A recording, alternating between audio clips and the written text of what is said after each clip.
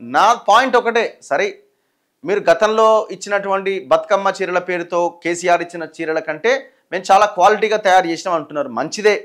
అసలు మేమేమంటామంటే ఈ చీరలు, పైసలు, నగదు బదిలీలు ఇవి కాదు కావాల్సింది. ఇప్పుడు మహిళలకు ఇస్తున్నారు కదా, ఒక ఇంటి గృహిణి, ఒక మహిళ ఎవ్రీ డే ఎవరి కోసం ఆలోచిస్తుంది? ఆ ఇంట్లో ఉన్న ఇద్దరు పిల్లల కోసం, ఒకరో ఇద్దరో ముగ్గురో ఆ పిల్లల కోసం ఆలోచిస్తుంది. ఆ పిల్లలకి ఉదయం స్కూల్కి పంపే దగ్గర నుంచి సాయంత్రం దాకా ఆ పిల్లల ఇదిలోనే ఉంటుంది, ఆ కుటుంబం ఇదిలోనే ఉంటుంది. ఆమె పడే కష్టం అంతా ఇంత కాదు.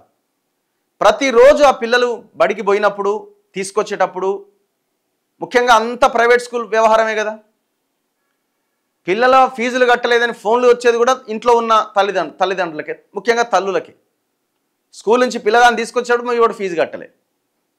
మరి ఇంత భయంకరమైన సమస్యను ఫేస్ చేస్తున్న మహిళలకి ఆ పిల్లలకు కావాల్సిన విద్యని మీరు ఉచితంగా మంచి స్కూళ్ళని ఏర్పాటు చేసి ఇవ్వడం ద్వారా లాభం జరుగుతుందా? ఈ సంవత్సరానికి ఇచ్చే ఒక చీర ద్వారా లాభం జరుగుతుందా? ఆలోచించండి.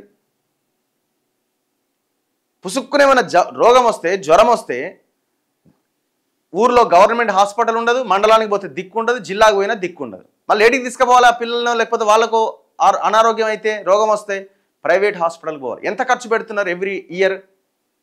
ఒక్కసారి ఆలోచించండి. నువ్వు ఇచ్చే చీరని దాంతో కంపేర్ చేస్తే నువ్వు ఇచ్చే చీర వాల్యూ ఎంత?